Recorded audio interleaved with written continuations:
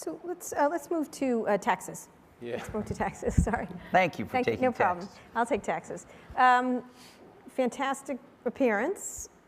Weird. In front of Congress. Talk a little bit about that, and what do you? I'm not really clear what happened there. It's not clear. Yeah, feel free to attack Congress here, because no one will see this. Right. Nobody will see it. Yeah. You know, here's how I felt on this is the subcommittee was coming to certain conclusions, and we felt strongly that we looked at those very differently. And so I thought it was very important to go tell our story and to view that as an opportunity instead of a pain in the ass, and view it as an opportunity to try to act as a catalyst to get people to focus on what we felt the issues really were. And instead of just going and saying, you know, we think this is screwed up and that's screwed up and the other's screwed up, we came in with a proposal and said, you know, this is what we think should be done. We think we're not in here asking for tax breaks. We think we should do comprehensive reform, but it should be revenue neutral. And when you if I might stop you, when you say that, you mean get rid of loopholes that are. I don't think of it as a loophole. People call. You use the word tax expenditures. Tax expenditures, which some people use loosely called deductions, right? Right. And so, but I think for multinationals, the right approach would be simplicity. I mean, it's how we approach everything. It's how we approach products and most everything we do, is to just gut the code. It's 7,500 pages long. None of us could read it and make sense of it. Apple's tax return is 2 feet high. I mean, this is crazy. It's absolutely crazy. So I would suggest we gut it, throw away all the tax expenditures, lower the rate, and then set a reasonable tax to bring offshore profits back to the U.S. I think that would be great for the U.S. I think it would be great for the U.S. because it all right, thanks. Rand Paul. Okay. it helps the U.S. economy. It grows the economy. Really? Fine. We need to go on with the interview. And so that's why. And so I thought it was important to both say what we're not. We don't use tax gimmicks. Well, you take advantage of the tax as it stands, correct? I wouldn't use the word take advantage. What word would you use? We pay, what word would you use 30. for some of the financial machinations are because of the tax system. To average citizens, these look like gimmicks.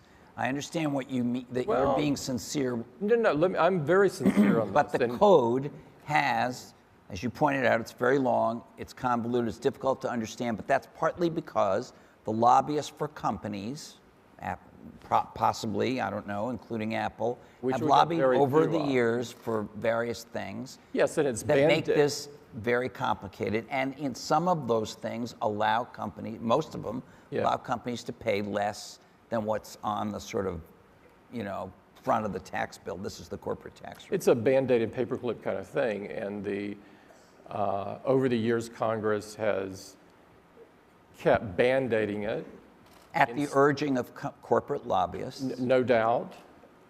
Instead of sort of saying it's time to trash it and go back to something simple and restart.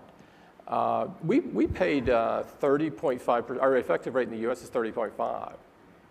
I don't know where everybody else is. There's not a ranking of this sort of thing. But my guess is it's one of the highest effective rates. And we pay $6 billion, and that is the highest in the U.S. We pay more taxes than anybody. And so we're not in there saying we should pay less. In fact, I said, I think if you implement what we're suggesting, we may wind up paying a little more. But what we would get for that is we would have unlimited ability to pull our capital back offshore, and I think that would be great for the United States. And what's this whole Irish thing? Yeah.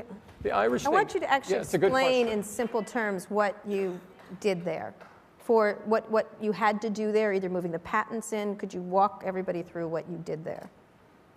What we did in Ireland. Right. Oh, yeah, sure. Let me start by saying, let me try to answer Walt's question. I've seen something in the press that says that some people think that we have a deal with the Irish, a special deal with the Irish government to pay a 2% flat tax rate. We have no special deal with the Irish government that gives us a 2% flat tax rate. So let me just set that aside. Now, what did we do? I believe, based on the hearing, that simplistically,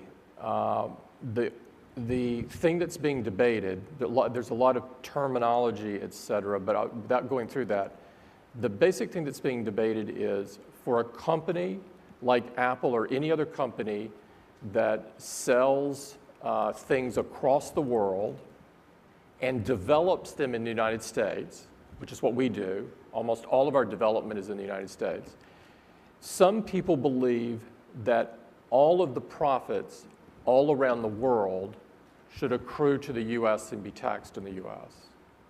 What Apple did back in 1980, which is similar to what every multinational company that I know of does, is back when, right after Steve formed the company, I think it was the year it went public, there was a deal between the U.S. company and the Irish company. The Irish company invested money in R&D. The Irish company is owned by you, though. It was owned by Apple, but this meets the IRS standards and everything, so it's nothing nefarious by any means. I mean, you can read it in the rule book. And so you basically have two entities contributing money to develop product, and then each of those sell products within their regions. And they either accrue the losses, if there are losses associated with that, or they accrue the rewards, if there's rewards. Well, over that period of time, I mean, you guys know Apple, there were periods of time where both people were losing tons of money, and now there are times when both are making tons of money. And so there are some people that look at that and say, there's no issue with that, including the IRS. There's no issue with that.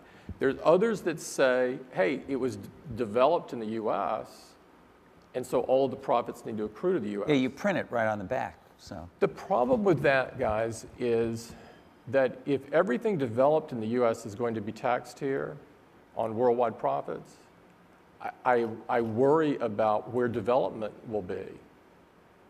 Because I mean, we're in the fortunate position that we don't have to always make an economic decision in what we do. But companies that just make an economic decision, I'm very worried that a policy that suggests that if development isn't done here, or if it is done here, it's taxed, all taxed here, this would not be good for jobs in the U.S. And so one of the things I wanted to do last week was make certain that people are thinking through the logical next steps of such a move. And were you surprised that that they asked you a bunch of questions that you would expect a committee investigating stuff to ask, and then they started a love fest? I mean, what was that? I didn't. Did you give them all free stuff, or I mean, what happened? No, I didn't feel it was a love fest. I know that was sort of came out in the media, but sitting in the. She said, "I love you." No, I really love you. Yeah, I mean, what do you mean came out in the media? It was like, But no, several what I'm saying of them is said it, not just one. sitting in a witness chair, you don't necessarily have that feeling. It's a little different feeling when you're sitting there. But I think it was great to be a part of the process, great to tell our story. I hope that it winds up helping the reform question.